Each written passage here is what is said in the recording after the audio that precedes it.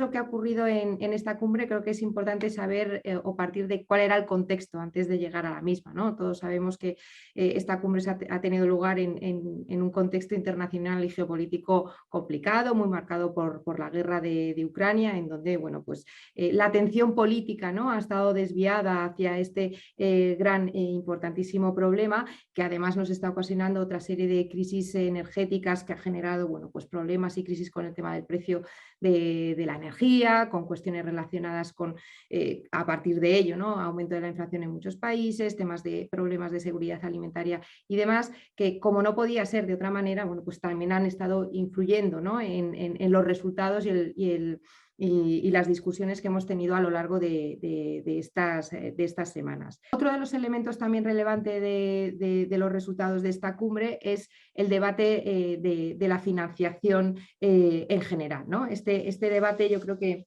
también es interesante en el sentido que se consolida, ¿no?, la ampliación de la necesidad de nuevas fuentes de financiación. Es decir, para hacer frente, ¿no?, a la crisis climática es necesario una movilización sin precedentes de flujos financieros que no pueden proceder única y exclusivamente de los presupuestos públicos, sino que es necesario buscar nuevas fuentes de financiación innovadoras, que es necesario orientar todas ellas hacia las medidas de lucha contra el cambio climático y también la reducción de la vulnerabilidad. Es un reto global, pero que tiene dimensiones nacionales, subnacionales, regionales y locales,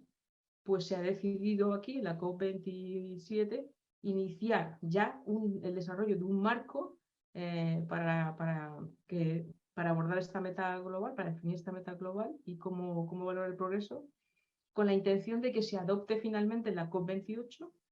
y pueda guiar ya la implementación y la evaluación del progreso, ¿no? Pero con alguna anticipación, quizás en los órganos subsidiarios, para que en Global Stocktake pueda haber cierta información sobre adaptación, ¿no? Y hubo ahí pues bastante discusión entre países desarrollados y países en vías de desarrollo sobre si había que de alguna manera recalcar que todo esto pues necesita recursos financieros, creación de capacidades y transferencia de tecnología. Y finalmente, bueno, pues se reconocen estas dos partes, ¿no?, el ciclo y el reconocimiento de que hacen falta estos recursos, esta creación de capacidades y esta transferencia de tecnología. Luego se dan algunas ideas sobre temas relevantes, ¿no?, en los que se incluyen pues, el agua, la alimentación y la agricultura, las ciudades y asentamientos e infraestructuras, la salud, los ecosistemas acuáticos y terrestres o costeros y océanos. Se habla de algo interesante que es novedoso porque es importante para los países, sobre todo latinoamericanos, que es el patrimonio cultural tangible. Hay otros países que destacaron la importancia de los sistemas montañosos, todos coincidieron en el tema de la biodiversidad y también, bueno, pues se hizo hincapié en el tema de la pobreza y los medios de subsistencia como temas, ¿no? Y luego se recogen unos aspectos transversales, ¿no?, que yo creo que son muy interesantes porque se habla de enfoques impulsados por los países, ¿no?, lo que hablábamos antes, ¿no?, con perspectiva de abajo hacia arriba, incluyendo perspectiva de género, con procesos participativos y transparentes, ¿no? También se habla de derechos humanos, de equidad intergeneracional y justicia social, lo cual pues es importante en el contexto de la adaptación también, ¿no? Y se habla también de soluciones basadas en la naturaleza, ¿no?, de que la adaptación va a tener un componente muy importante en estas soluciones, ¿no?, y que tienen que estar guiadas por la mejor ciencia disponible. Hemos tenido algunos éxitos dentro de esta incidencia política y uno fue la creciente visibilidad de la voz y el reconocimiento de los gobiernos locales y regionales dentro de los procesos de la convención. En la COP27, la delegación de los gobiernos locales y autoridades municipales, que se llama LGM, estuvo compuesta por más de 500 representantes, incluyendo más de 150 alcaldes, gobernadores, otros líderes locales y subnacionales. Se organizaron más de 70 sesiones dentro del pabellón de acción multinivel que sirvió como el hogar de las ciudades, pueblos y regiones en la zona azul y que de verdad ha dado mucha visibilidad a las soluciones propuestas de los actores locales y regionales. los representantes locales y regionales pudieron intervenir en sesiones oficiales y lanzar iniciativas sólidas para achicar la brecha entre los gobiernos locales y regionales y los Estados miembros. Por ejemplo, se lanzó la primera reunión ministerial sobre urbanización y clima, que reunió a ministros, alcaldes y gobiernos regionales para discutir los desafíos claves que enfrentan las zonas urbanas. Y la presidencia de la COP27 lanzó la iniciativa SURGE, que se llama Resiliencia Urbana Sostenible para la Próxima Generación. También hemos trabajado mucho con la Alianza de Marrakech, que está liderada por los campeones de climáticos, que está constituida por partes interesadas que no son los gobiernos nacionales, de lo cual Regions 4 también es un miembro activo, y lanzaron iniciativas claves como la Agenda de Adaptación. La agenda de adaptación de Sharm el-Sheikh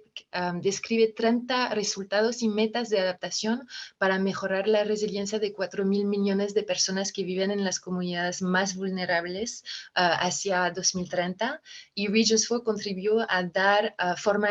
al objetivo sobre los gobiernos regionales con la meta de 100 gobiernos regionales que implementarán planes de adaptación para 2030. Contaros un poco a qué nos dedicamos los demás, ¿no? Los que no vamos allí a negociar y los que por otra parte ya hemos alcanzado vida propia, porque para que os hagáis una idea, de 33.500 delegados que asistieron a la cumbre, 16.000 eran de delegaciones nacionales y 14.000 eran observadores. Si luego contamos los 3.000 y pico de medios de comunicación, pues estamos en unas cumbres que están afrontando retos adicionales ya para empezar el aforo físico, ¿no? Porque el número de observadores y en esa burbuja que ya equipara lo que son los delegados oficiales de los países, pues la parte de las empresas es muy mayoritaria. Está clarísimo que todo lo que se decide en estos procesos al final hay que descarbonizar. Descarbonizar significa eliminar el carbono de nuestra atmósfera y eso nosotros entendemos que va a venir de las manos de las soluciones que va a aportar el sector privado. ¿Por qué? Pues porque el 50% de las tecnologías que nos hacen falta para descarbonizar a 2050, a 2030 las tenemos, a 2050 no las tenemos. Y eso entendemos que va a venir de la innovación y entendemos que la innovación viene del sector privado. Entonces, aterrizándolo un poco a la cumbre, ¿no? En términos del proceso, ha habido una sensación un poco de desencanto por la falta de menciones explícitas a lo que puede aportar el sector privado más allá de lo que es financiación. La única mención que hay en todas las decisiones al sector privado, y eso nos parece, pues, no sé, no nos ha quedado un poco triste y flojo, es a que esto no se puede hacer con dinero público y evidentemente hay que sacar dinero del sector privado. Bueno, nosotros creemos que sí, por supuesto que hay que sacar dinero del sector privado, pero hay otras aportaciones, eso viene de la mano de la experiencia, de la tecnología y de otras muchas cosas que podrían aparecer en bastantes decisiones en el proceso y bueno, esta vez nos parece en general que ha quedado un poco flojo. El objetivo global, hubo muchas discusiones sobre la ambición, queda reflejada, no queda reflejada, y la verdad es que antes de que los negociadores se pusieran de acuerdo, hubo una declaración de 200 empresas